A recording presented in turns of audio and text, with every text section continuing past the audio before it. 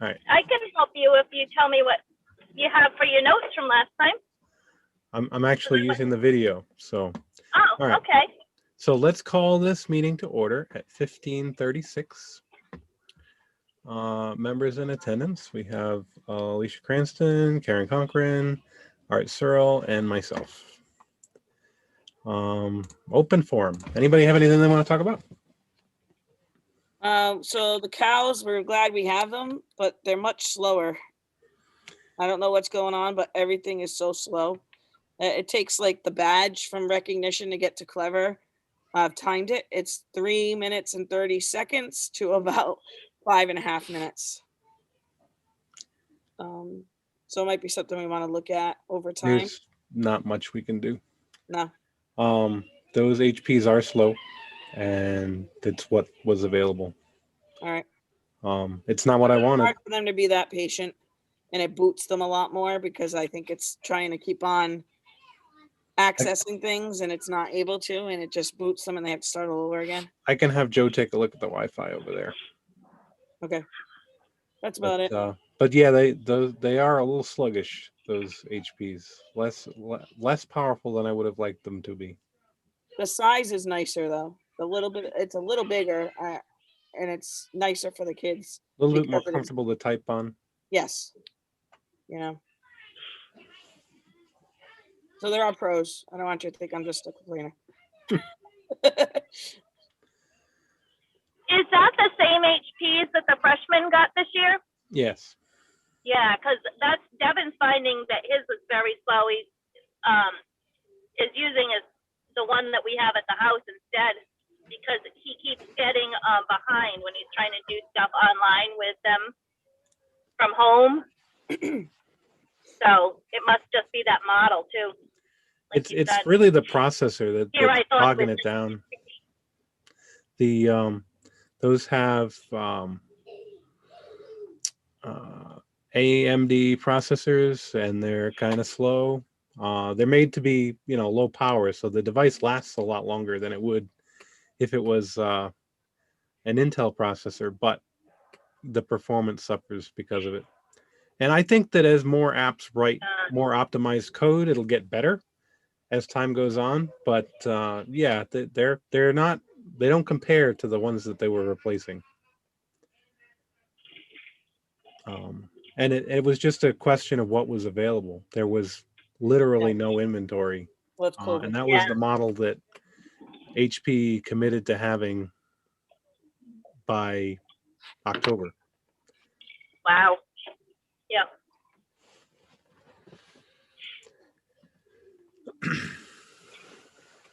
That's about it on this end.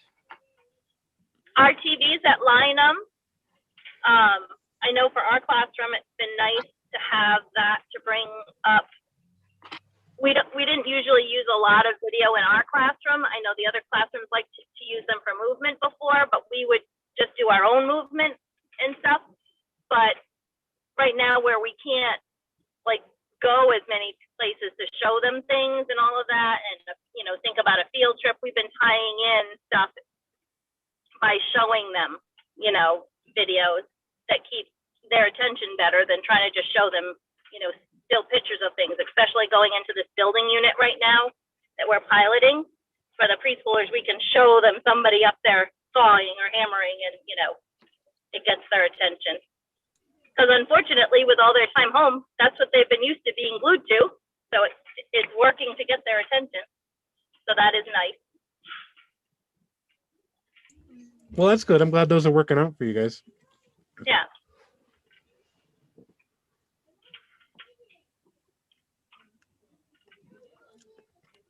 All right, you got anything to share?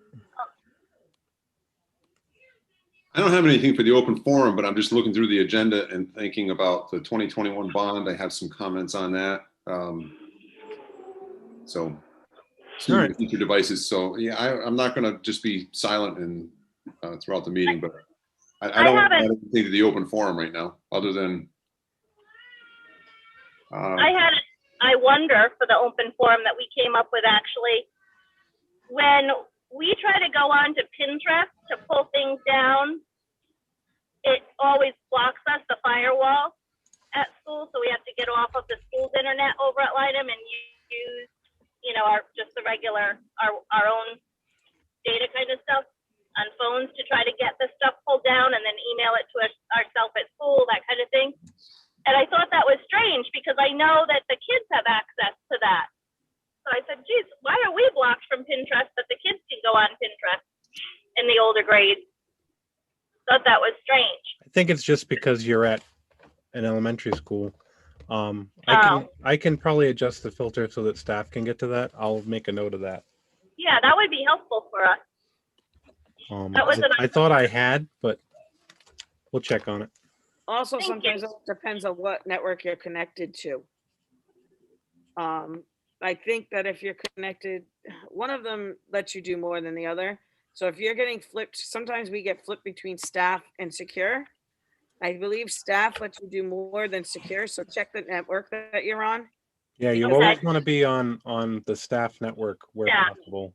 So I think Right. that you might be getting flipped to secure sometimes, and that is part of the problem. Check that. All right. Good pointer. Thank you. Yeah, we have that issue here too. Yeah, Yeah. similarly, maybe unrelated, but kids that are trying to sign into, for example, Adobe's Creative Cloud can't do so through the secure network, but they can through student. So sometimes it's a matter of switching networks. Okay. And we could just inadvertently get bumped off staff and end up on secure and not know it. Kind of So thing. the devices all have secure saved on them.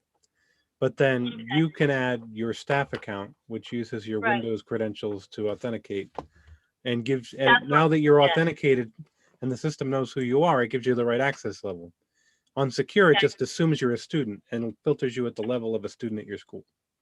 Okay. I'll look because we usually log on with our own Windows logins and stuff. So I think it should know that we're staff, but I'll double check that. That's a good pointer. And if it could very well be set wrong, so we'll check on that too. Okay. Anything else on our open forum?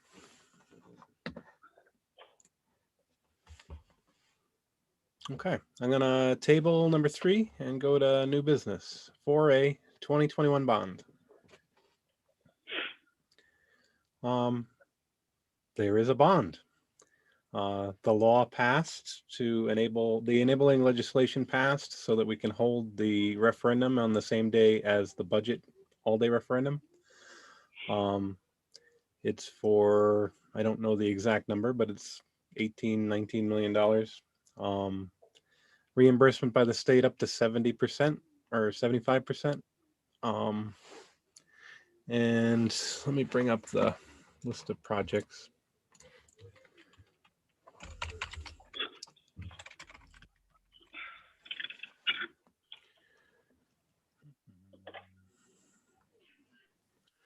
At Wawaloom, relocate the playground to the south field.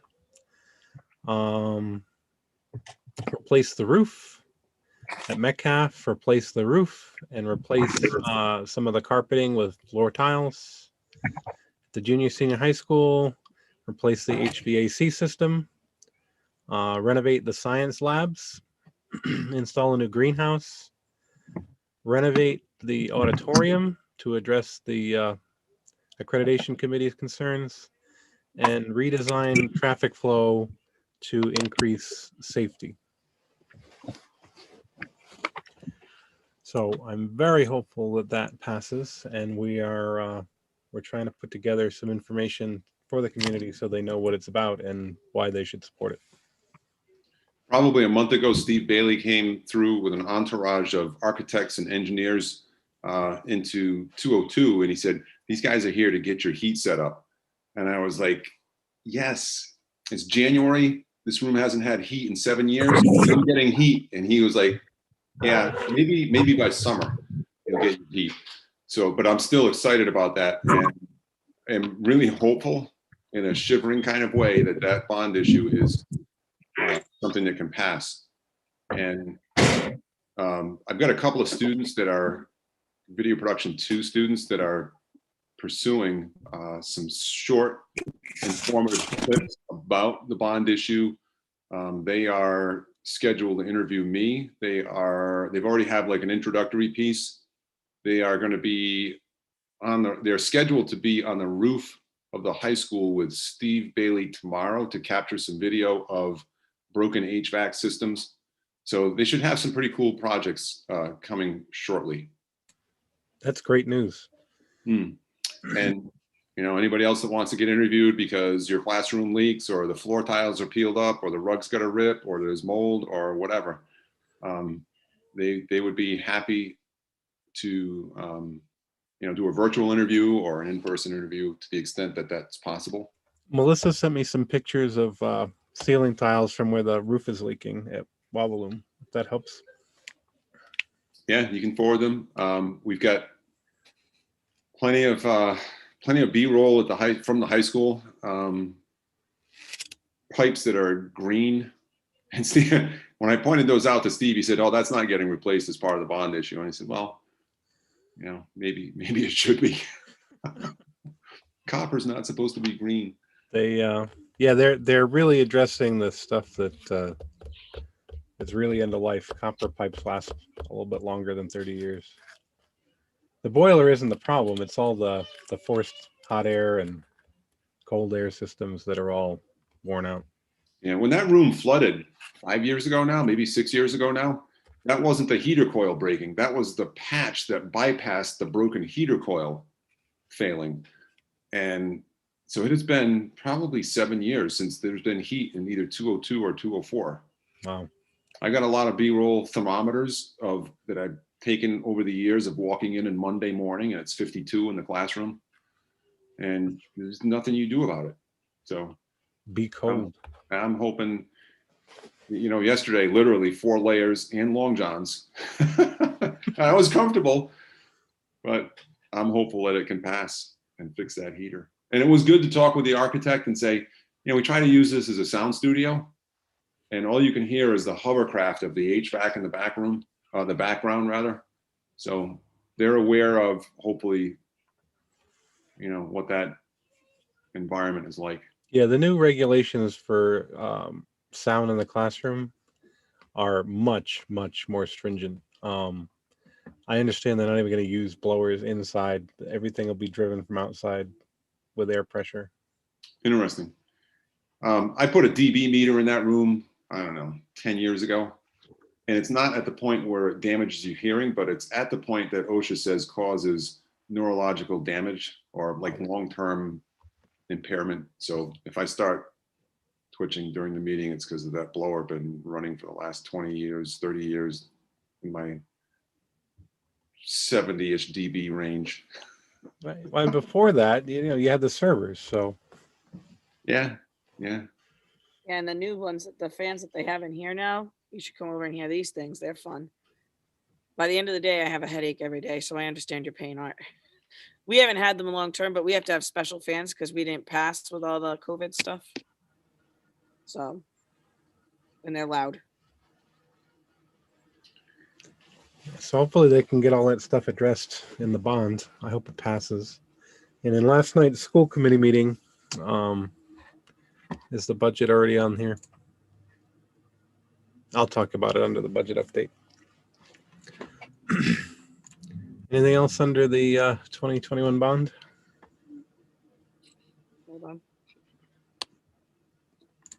Okay. Is there a technology component to that bond? I'm sure that renovating the classrooms, the science classrooms, will have a technology component. They have not written all of the specs for that yet, so I won't know until we get to that stage. Right now, they're focused on HVAC at this junior senior high school because they're worried that the system's going to fail and they won't be able to heat for the 2021-22 school session. So that's where they're focusing. That's going to be the first project. I wonder too, if we end up with the all-day preschool approved, if the bond will help cover like adding the technology to that room, where Oh, that'll add an additional room. We'll Or probably, if that's going to be separate under a different plan. that would probably be a separate capital project, and they'd probably just pay for that outright rather than through the bond. I mean, the bond started off at $92 million, and the towns were not supportive of that, so they whittled some things away, and they whittled some things away. It was at 50 million, then at 30 million, and now at around 20 million, we feel like we have the support of the towns. And I understand, it's a significant investment, and we are one of the more expensive school districts in the state, and the towns don't have a big tax base, so they feel it. But at the same time, they have to take care of the buildings. So, anything else under the bond? Nope. Okay. Student device management tools. I had a teacher or a couple of teachers at the junior high, I think, reach out to me about maybe it was Metcalf, and then the administration at the junior high. They were all asking about what is the name of that tool? Go Guardian. Because they use it in other school districts, and they've heard it's great, and they want to know if we can use it. And I pretty much said no. Go Guardian is not willing to sign a student data protection agreement. They had a tentative agreement worked out between our lawyers at the Data Protection Alliance, Rhode Island Student Data Protection Alliance, and we hire a company that negotiates these things. They had an agreement worked out, but the administration at Go Guardian would not sign it because there was no cap on liability for them. And they've basically said they will not sign anything that doesn't have a cap on liability. And since there's no cap on our liability, why would we let them have a cap? So, yeah, don't expect them to sign. I did respond to those teachers and say, if you'd like to look at Securely Classroom, that's a possibility. We already have a signed DPA with Securely. It's a similar product. It doesn't have all the features, but it has some of them, And if you can make a good use case as to why you want to use it, I'll bring it back to the technology committee. But I haven't heard back yet. So, but that's it gives you control of the kids' screens during the class, so you can see what they're doing. You can lock them on a tab, keep them on task. We've had this conversation lots of times before. The general consensus of this committee has always been that it's not really necessary, but if the teachers can make a case for it, then I'm willing to listen. I'll throw out a couple of comments. They're not any different than the comments that I've had before. If you're going to put another piece of software that's going to slice a few pieces of the CPU off of a Chromebook that's already underpowered, that's not a win situation for anybody. So the devices are already busy enough. Adding more to whatever stack of stuff they have to deal with is probably not a step in the right direction hardware wise. And I'll just say that from a classroom teacher, I've used tools like Land School in its ancient iteration and some iterations that were out in the early 2000s. Yeah, you can control a student's screen, you can monitor, you can lock a screen, you can redirect and so forth, so you can see what's going on. And I got to a point where I didn't think that was my best interaction with kids. And it doesn't teach any kind of responsibility. It's a nanny state, if you will, and at 9th, 10th, 11th, 12th grade, you got to start making some decisions on your own and make good choices about how you're spending your time and on what sites you're spending your time. And then I will also throw out, and especially now with hybrid learning and the myriad requirements that are just even bizarre requirements. Like this student is supposed to be in person today, but he's distance today. He doesn't have permission to be distance today. So you mark him absent in Aspen, but you call or you email the attendance clerk and let the attendance clerk know you marked the student absent, but they're in class. Like, I don't want one more thing to look at and one more thing to take my attention away from what might be going on in a learning environment and putting it onto a screen that I've got to continue to stare at. That's just my 2 cents. And I'm not saying it can't be valuable in another environment and other teachers might really make good use of it. I wouldn't make good use of it, and I don't want any part of it. I would rather teach appropriate use of the device and encourage students to learn how to manage their own time. A case in point, student today put her phone under the desk by her feet so that it wouldn't be a distraction. That's more effective, I think, than me taking it away and sending it to the office or whatever, because now the student is taking ownership of her learning and learning how to manage her devices in time so that she owns the device and not the other way around. And end of rant. I don't disagree with you, Art. I wish more people thought that way, Art.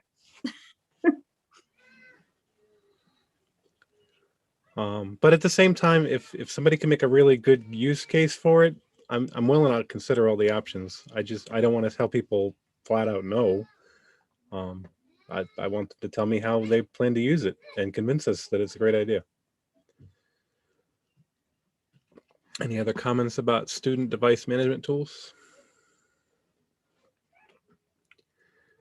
All right, classroom technology. I think this is on here at Beth's request. Art had sent me an email asking, or maybe Beth, somebody sent me an email about classroom projectors. So that's why I put classroom technology on here. So they have a number of projectors in the junior high science department that either have bulbs that are saying something along the lines of replace bulb soon, or 2,000 hours on the bulb, whatever. They want to order some other bulbs. They're not sure how to go about doing that. They're wondering if there's CARES money available or COVID money or whatever it's called. So I don't know. That's where that ended up. Basically, all of the CARES Act money that's left is being directed to social emotional supports and learning gaps, not stuff. I mean, if they need some bulbs, I'm sure I can find some money in my budget if they don't have any in theirs. Okay, and at the same time, the bulbs are not currently burned out. I know that ordering anything in this district takes time, so if the bulb is burned out, they're probably not going to see a bulb for 3 or 4 weeks. Yeah, but I also have a couple of spare projectors in my office too, so we could get them working again. Okay. I do know that when we used to have the bulbs, because some of those projectors that they have now, weren't some of them here a while ago, whatever. I know that Melissa would have to order them, so we always had to put them in. They might want to look at that for budget for next year. I don't know if that's what we're following for protocol, but I know when we had projectors that was the protocol is we had to put it in, like Melissa would order a bunch just so that way we had them for the upcoming year. I want to say they have Promethean boards in the budget for next year at the junior high for the science classrooms, but I'm not positive. I need to go. I remember when one burnt out when we first got the projectors, and we had somebody in your room, Karen. Remember, we waited like a month for the bulb that first time. Yeah, that's why Melissa just started ordering them in advance, because then you It have took forever. Right. The problem is when that projector goes end of life and you've got 12 bulbs on the shelf because we ordered 2 every year and they didn't get used. Now we just threw away, $1,200 worth of bulbs. So Right, and if you've got, it's fine. And what I've told them in the past is I'm okay with you keeping one bulb on the shelf. I'm not okay with keeping, spend your whole budget on bulbs in September and let them sit in the closet. No, I'm not saying that either. I'm just saying like when you know one's going and they're all been purchased at the same time, then pretty much others are going to be following suit. So have a few. Right. Won't be the worst thing. Because I can't tell you how many brand new printer cartridges I've thrown out because of the same thing. People will buy, oh, I'll get 4 toners for this year, and then they stop using that printer. So yeah, it's just balancing. I don't want, I'm okay with keeping a spare or two. I'm not okay with keeping a closet full of spares. Yeah. Anything else under classroom technology? No. Software and data privacy agreements. So we've been working with the Student Data Privacy Alliance to get more contracts signed. They created an automated tool now. So if another school district has a signed agreement that we can jump on, I can just literally just go on the website, click a couple of buttons, digitally sign it, and we've got one too, which is really nice. The biggest concern I have is with Adobe Creative Cloud. So Google won't sign our agreement, but the Privacy Alliance went through Google's terms of service, and their lawyers certified that they do meet all the requirements of one of ours. They just won't sign it. So we use that letter to put them on the list. They attempted to do the same thing with Adobe, and Adobe's terms don't come close to meeting the requirements. So the lawyer expressed concern that she wasn't even sure it complied with the law, never mind our data privacy agreement. So in that vein, I'm very concerned about using Adobe Creative Cloud next year. And I let Art know because I know we have a couple of classes in his department that actually use that as their curriculum. Yeah, in support of it, there's Illustrator is used, Photoshop is used extensively, Premiere, occasionally After Effects. Adobe Spark is used district-wide in all grades. Maybe not lower elementary, but it is used district-wide. Yikes. So, it would be fine if the adults used it, but not fine if the kids used it. So I'm not sure what exactly we should do about that. Did you mention earlier or some time ago that the potential for parent waiver is available? It's a possibility, but you need to offer them an alternative. You can't make them sign. Okay, so you could say Photoshop is available. If you sign, it will be available for your student. Here are the risks. Adobe is going to sell your data or whatever they do with it. Mm-hmm. An alternative is photop.com, for example. It's Right. close, but no cigar in terms of, but it's close. It could be something like that. Right. Yeah.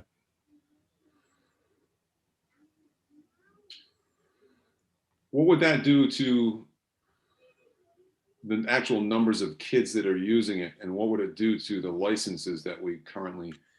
So Adobe only offers one level of licensing. So we'd pay the same no matter how many people are using it. We would just only be able to make it available to students who sign the agreement instead of everyone at the senior high school.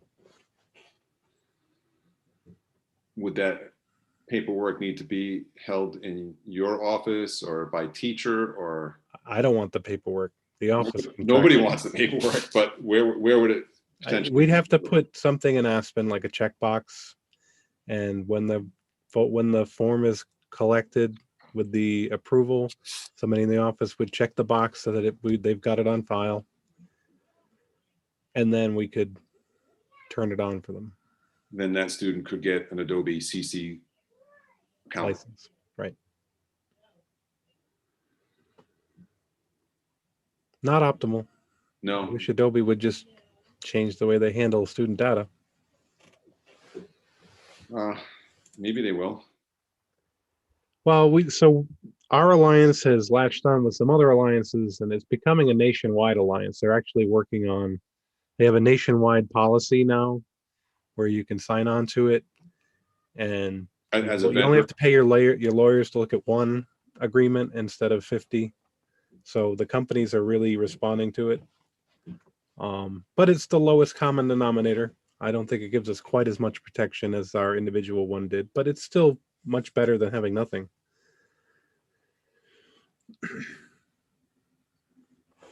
I mean, for video editing, you could make a good case for Final Cut or something else to replace Premiere. It's hard. It would be hard to do that with Photoshop. Yeah, Photoshop is kind of the soup du jour of photo editing in the real world. So Yeah.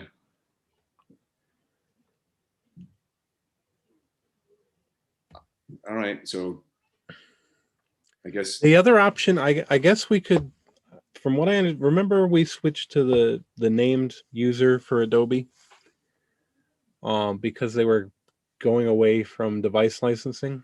yes.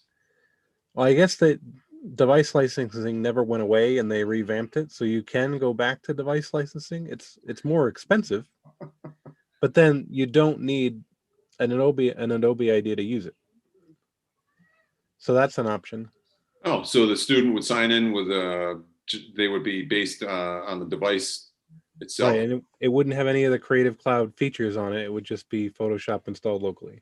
And so you could manage the device license through whatever management interface they have. Right. For that. That would actually be a lot easier than managing the users. All right, I'll look into that.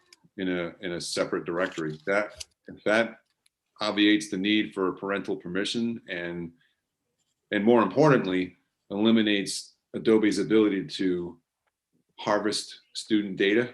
Right. To fill its coffers even further, then that might be a win. But I wanted to make sure everybody knew that Spark was also included in that, because I know people are using that all over the district. Yeah. And we'll have to shut that down for students. And that one is not licensed by device because it's web-based. It's free. And you know what the deal is with anything that's free. Yeah, there's a cost. You're the product. Yeah, there's a cost, and some of it might be information about you. Right. Which is not legal for students. Right. What does Spark do? It's like a light version of Premiere for video editing. You can bring in pictures and make slideshows with music and voiceovers, and think of a PowerPoint, but the output is video. Makes sense. So they're using that for projects basically across the. Mm-hmm. Yeah. For digital content. Yeah. And I used it probably 2 weeks ago. I mixed some work in Premiere, and the final output came out of Spark. Okay. So it was a mix of tools that I used. Sometimes it's just faster to do some things in Spark. But it'll communicate with each other, so you can just upload. You can just put the Premiere stuff into it. Then it's not a direct communication. I just export it out of Premiere as a video and put that video into Spark. So yeah, I just wanted everybody to be aware of where we're moving towards on that. In the near future, I'd like it to be where we're not using any online software that is not covered by a data protection agreement. So yeah, otherwise you open your office and the school district to potential liability. Right. No, I like the thought of a device license again. I mean, even if we have to spend more money up front, I'd rather do that than have our kids at risk of their data being stolen and having to deal with all those agreements. All right. Anything else under software and data privacy agreements? Okay. Technology Excellence Award. We had talked about this a couple of years ago. Jim's on board. We got really good reception when we talked about it last March, April, May, whenever we had our technology meeting during the beginning of COVID, we had a meeting and we talked about it, and we decided probably wasn't the best year to pick out one person for technology excellence because everybody was making huge strides. And again, the thought behind the award was the you could nominate people who'd shown great growth in their utilization of their effective utilization of technology in the classroom. And the consensus going from that meeting was we should have peers nominate people. So we're going to need to generate a form and let people know that we're opening up nominations so that we can get some nominations. And then we can pick the winner, and then it'll be presented next September or during the return to school, like the Teacher of the Year and Council 94 Staff of the Year. Will it be by building?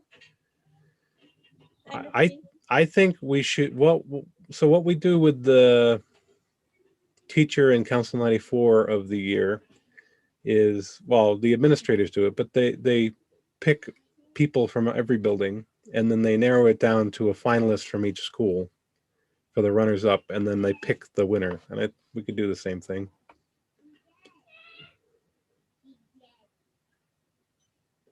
I like that idea. So we have to come up with a nomination form, basically. Yeah. It doesn't have to be complex. I mean, No, I think a Google form would be fine. Just, have it collect your email address when you fill out the form. And then who are you nominating? Why are you nominating them? And Give them a paragraph to, here's why. Yeah, basically.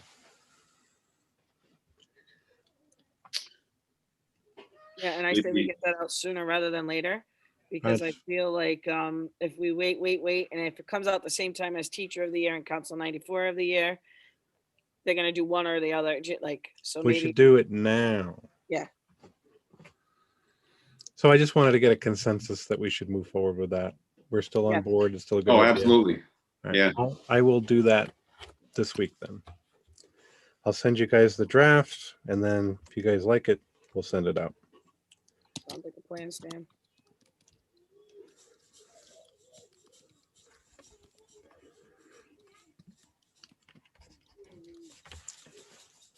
All right. Old business. Student and teacher devices. I know we've passed out some devices to Art. He's been passing them out to teachers to try out. We've gotten some good feedback, I think. Well, when I say good, all the feedback isn't good, but it's good that we got the feedback. Now there have only been a few negatives. Like, for example, one came back about 10 minutes after the person took a receipt of it, and it had a note on it. It got placed on my desk. It said, "No, thank you." Another one just actually yesterday came back in a Google chat in all caps. "This thing has no HDMI port and it weighs 50 pounds. Are you freaking kidding me?" And it was like, "Get rid of this thing. Come get it." And I just texted back. It was fun. It was kind of funny. I said, "Should I come get it before you throw it against the wall?" Yes.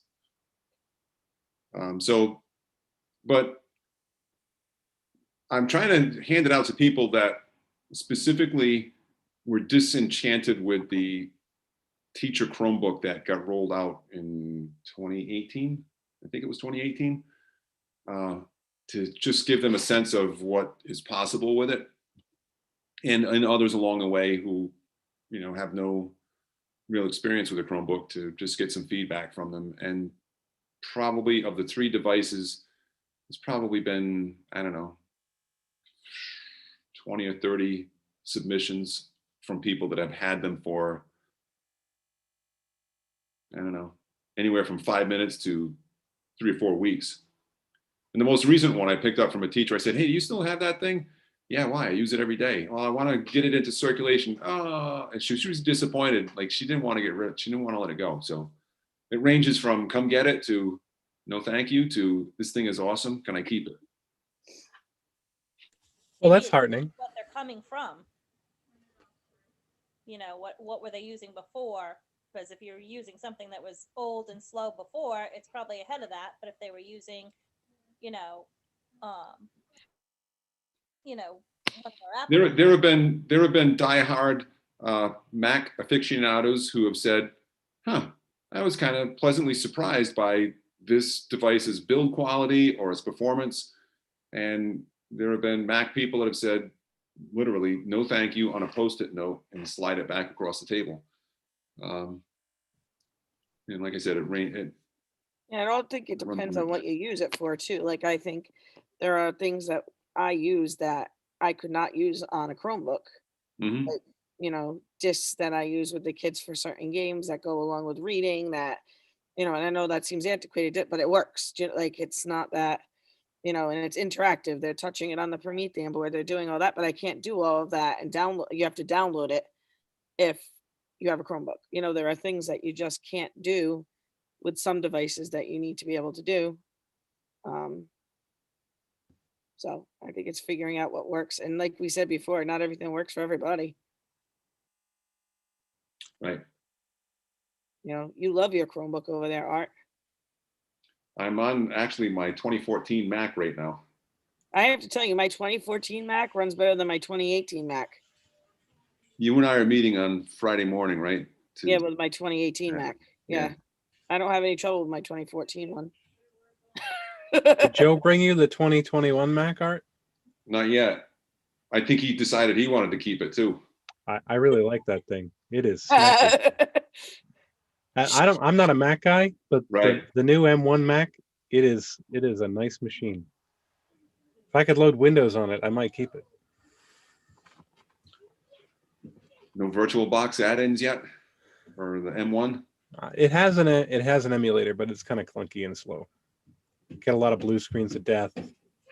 Oh, nobody wants those. No, and the real problem is Microsoft does not have a usable version of Windows that runs on an ARM processor. You'd think after 8 years or 10 years they'd have one, but they don't.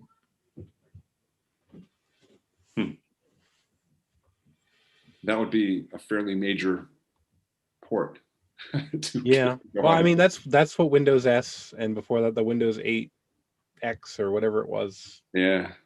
You know, it only uses the Microsoft Store for apps and doesn't have an emulator for x86 and x64. So, you know, they should take some lessons from Apple and make one. Yeah. But you have to also look at where devices running those OSs are right now. Right. They are in the bottom drawer somewhere, forgotten. Or, yeah, that's true. My wife loved her Surface until it gave up the ghost. I think the battery cells separated because I couldn't get it to anything short of taking the thing apart. I couldn't get it to work. And it's all it's like an iPad. It's all glued together. There's nothing you can do. I had a teacher bring in an iPad that was a Gen 1 iPad. Looked up the serial number on it, model number. It was right out of 2010. Left it on a charger for a day. And I said, even if it did work, the case that it's in, the leather case is worth a lot more than the iPad that's in it. Yeah, and that's part of the problem. You know, is that you get all this tech that's just throwaway. It just creates more e-waste.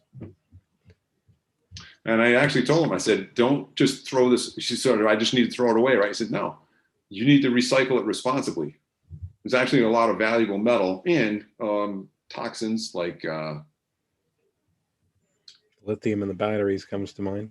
Yeah, that. And I'm just thinking of the having a mental blank on the things that are used in semiconductors. Oh yeah. Gallium arsenide, stuff like that. Germanium, all that good stuff. Yeah, just don't go put it in a landfill or your backyard.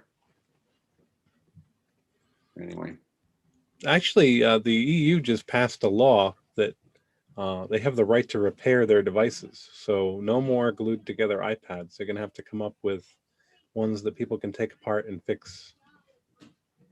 good. So hopefully Good. they'll change that for the US models too, because that would be nice if they were all fixable. Yeah. And I don't know, it's scary. And this has nothing to do with your agenda item, but every vehicle now being sold has in the center stack basically a glorified iPad. Yep. And Apple has trouble getting iPads to stay worthy after 7, 8 years. Oh man, there is going to be a market for $4,000 center stack consoles so that you can turn the heat on in your car or start it up, or oh my gosh. Bad idea happening. I want an open source car. Yeah. So Anyway, this is to bring us back a little bit, but it's still not. Thank you. exactly those devices. I remembered something I had wanted to ask earlier, but the TV things that we have now in the rooms, and we have the one in the PE room that was the original. Is there a way for us to interface the teachers' computers to that so that we're not having to like use that remote to click and search things? Like if we wanted to search the computer and then have it load. so you can use the computer connected to the TV with a HDMI cable and duplicate the display the same as you would have done with a projector in the past. Okay. We need a HDMI to connect it. There's not a way for it to Wi-Fi together or something wirelessly. There are a couple of tools out there. The ones I've looked at aren't very well reviewed. There's one that South Kingstown was saying that they were using that they, or was it? No, it wasn't South Kingstown said they hated that one. It was North Providence or East Providence. East Providence has one that works very well, but it's a subscription service. They actually give you the hardware as part of the subscription service, and they refresh it every time they, come up with a new model that just isn't, their old one isn't supported anymore. It's just not cheap, but it works very well. So, I mean, if that's something we want to demo, I'm sure we could get a demo. I don't know how much it costs, but yeah, because I mean, it's hard to hold any age attention student while you're loading that stuff. The preschoolers really don't have time, to keep them engaged while you're typing in the next thing that you're gonna pull up there, and you have good intentions and you think you've found them all and they're in the search bar. Well, then it times out, of course. Of course. Start all over. I mean, and that's part of the problem with using consumer TVs. It's made for your living room, not for a classroom. Yeah, so if we could have the computer at least, or a wireless keyboard that you could then type, and it would be a little bit faster, Yeah, I don't know that those TCLs support a wireless keyboard. We can try it. If we had any kicking around, we could try. I'll look around, see what I can find. If Joe has time to test it out with us, that would be great, or somebody, because that really probably is one of the, I wouldn't call it an obstacle, but it makes it, more cumbersome and less ideal using it with them. Right. Easy to lose 12 little sets of eyes and so yeah, we can look into that. I actually had to open up the so I had a firewall rule that was blocking traffic to China, and then the TVs stopped working last week. So I had to remove that block so that the TVs could get their software update from the manufacturer in China. Is that what made it happen? Yeah. Oh, how funny. I opened up that rule. Joe's like, they started working. What'd you do? Like, those are TCL brand, aren't they? Because they just stopped. It wasn't like a warning or anything. Yeah. That's interesting to know what the problem was. Yeah, I'm going to have to trace that down, figure out exactly what server it's using and allow it. rather than opening up the whole country of China. That would be good. Yeah. All right. Anything else under student and teacher devices? Was there any more talk? I know I wasn't with you guys the last time, for the junior high using Chromebooks versus the iPads. They still elected to use iPads. Yeah. So They surveyed their teachers, and the consensus was iPads. that's funny because it was teachers that brought it to us. Not enough support. That confirmed what the students are saying, that it's cumbersome to try to use the iPad for all these assignments. I mean, Cora's, to do any of her typing in her assignments, just like when the boys were there, are using a laptop to try to work from home. Right. So that's strange. I guess there's just apps that they're using that they don't think they can Live without. or even just use, like, and I had offered to put, a cart in every science classroom, and it's Right. still not, still didn't get the support. Hmm. So, I really would have liked to have issued Chromebooks 1-to-1 in 5th grade that they kept till they were in 9th grade. But Well, and it makes more sense. We teach them to use Chromebooks, and then we take them off and put them on the iPads, I know. and then we take them back off and put. But at the same time, I'm not the one who has to teach with the device, so I'm not going to tell them that's what they have to do. So it's hard to watch the students struggle. I know. Do their work, I've got one more year to get through personally, so it'll The be on the junior high school supplies list this year, that they were recommending Bluetooth keyboards for the iPads. I'm like, you're asking parents to buy Bluetooth keypads? Like, shouldn't we be providing those if that's what we need? and to me, that was like, I wasn't going to buy a keypad for something that we're going to use for 2 years, and it's not going to work well anyway to use the keypad, and we're going to need to use a laptop. So like, that was Christmas for her, because I needed to have her on a laptop and not taking my laptop. So I feel bad for the families out there juggling it. I mean, as we move forward, we'll probably end up with a bunch of the old C740s on a shelf, so we can loan those out to families who need them. But I'm worried about those because they're no longer going to be supported by Chrome updates starting in June. So they'll become a security issue because they won't have an updated browser anymore.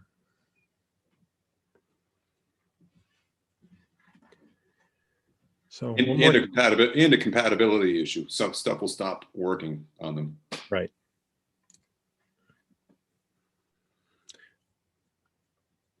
So, yeah, we just replaced all the iPads this year. So another 2.5 years at least before it comes up again.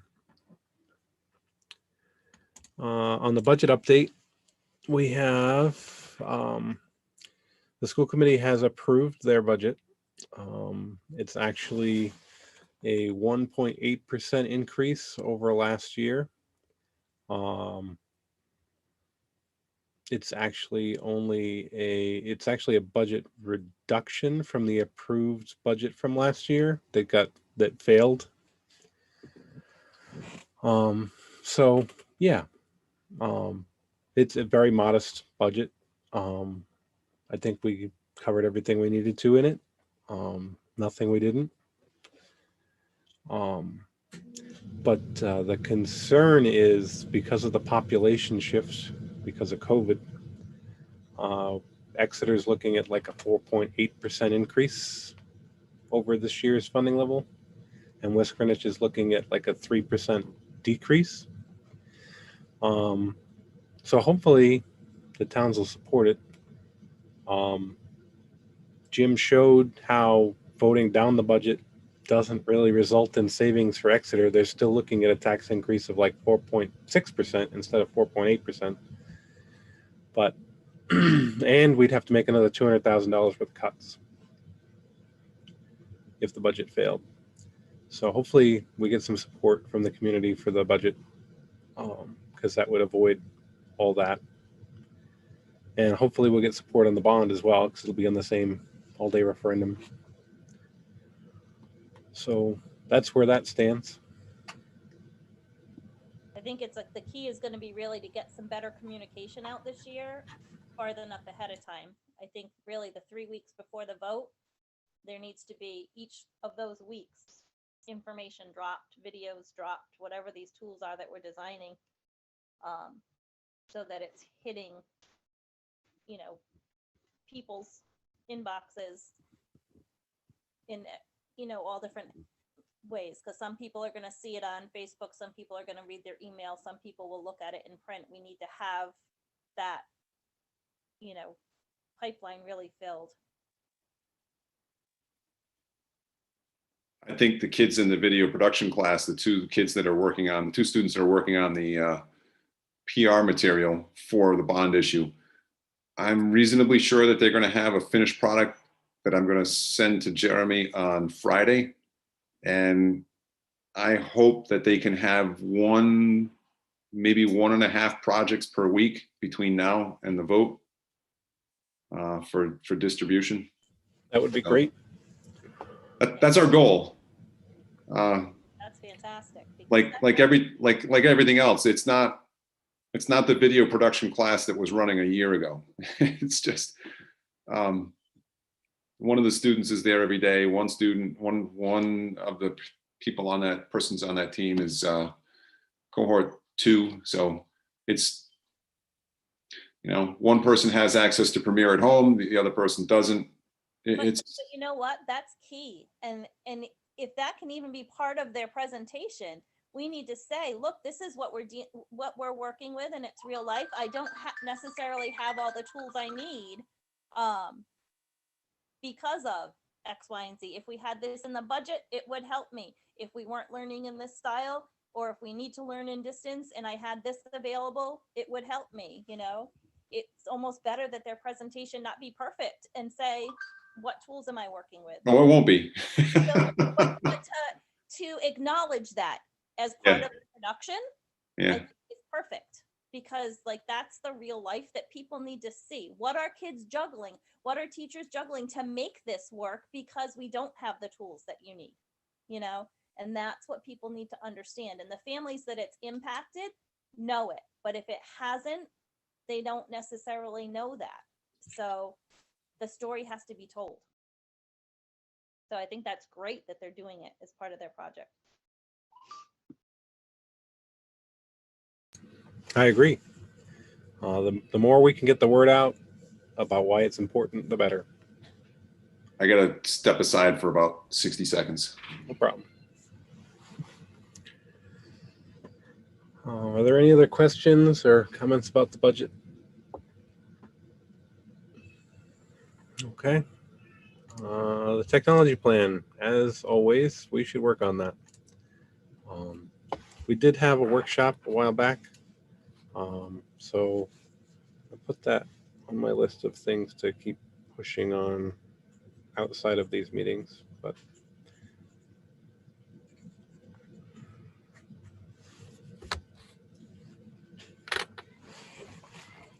so, anybody have any comments about the technology plan? Okay. So that brings us to my favorite part of the meeting. Share something awesome. Does anybody have anything awesome they want to share that's happening in the classrooms around the district or in life in general? I'll go. Go ahead. I have the best video production class that I've had since probably 2015. And despite what's going on, good group of kids that are interested, conscientious, and really putting in a lot of effort and thought into their work. It's just been like, wow, where did you guys come from? That's great. That's always great to hear, Art. think the kids are looking for ways to be engaged, and video production is engaging. So I think that's like a perfect class to give them that kind of interaction that they need right now. Good job.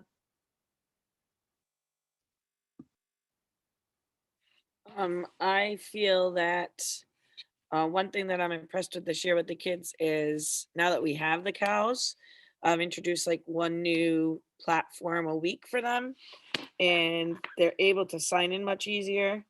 Um, Many of them just love having the choices that are there because this year they don't have a lot of choice in the classroom because of all of the pieces that we have to put in place. And my class has always been used to having choice. So the technology has given them that platform to have some choice again, and they're loving it. That's great. And I like that you can present it that way too, Karen, that that it's a choice for them.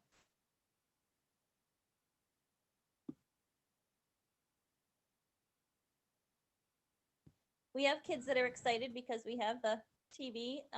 So that's been fun, and using it this week because we started our pilot for one of the 2 curriculums we're looking at, has been nice to have that. And as much, I think, apprehension and anticipation that some of the people in our building were having around running this pilot, this is, we've gotten through day 3 now, and everybody seems to be rolling along and more positive than they started off Monday. So that's been nice to see people, and embracing it and actually seeing how the kids are having fun with the materials. And personally, we have a baby lamb in the house, so that's always exciting. Bottle babies are fun until we're really tired. You and Sue, people with lambs in their house, they're crazy, guys. They're crazy. Caleb has one over there having a baby at her house, 2 here that are due, and Devin bought this bottle baby. So we're glutton for punishment. What breed of sheep? The one that's in the house that Devin just bought is a black border Leicester, and she's a little peanut. He showed the mother that he managed from a past student from the district, Sarah McCormick. He managed to use from the Sarahs last year, and he asked if either one of them had a ewe, and they would let him. He really wanted to show them. Well, it turns out this mom not only had the ewe lamb that he wanted, the female, but then she didn't want to take care of it. So he had the opportunity to take it on. Good. Then Caleb shows South Downs and Hamps because back in 1st grade with Karen and Sue, that was his motivation to do his work. And since then, we've been a sheep family again. So he's still showing South Downs and Hamps that Sue got him into. That's good. Yeah. I know as a kid we had 30 to 40 Dorsets here. Oh, I love Dorsets. So I know about bottle babies, and cold nights are when they would like to give birth. Did you have horned Dorsets or pulled? Both. Both. Cora would like to show a pulled Dorset. She likes the Dorsets. They're big animals now these days. Wow, they've changed a lot from when I was a kid. They're some massive animals out there now. Yeah. That's It's good. funny to see how that evolves. It's a good experience for them. When I was in the aisle last night buying diapers and explained to the guy that asked me if I was finding the right size I needed and told him it was for a sheep, he got a good kick out of it though. I'm going to answer my husband here. All right. The only thing I had, did I have anything? Oh, we have Tony Marino working with us part-time as a intern slash sub, and he's working out great. I really like working with Tony. He works very hard. He's doing a great job. So I just want to acknowledge that he's helping us get caught up, which is great. And that's all we've got. Anything else anybody wants to bring up before we adjourn for the night? All right. Thank you all for coming. I appreciate it. And we'll have another meeting soon. All right. Have a good night. Thank you. Thanks, Jeremy. See you Friday, Art. Okay, bye.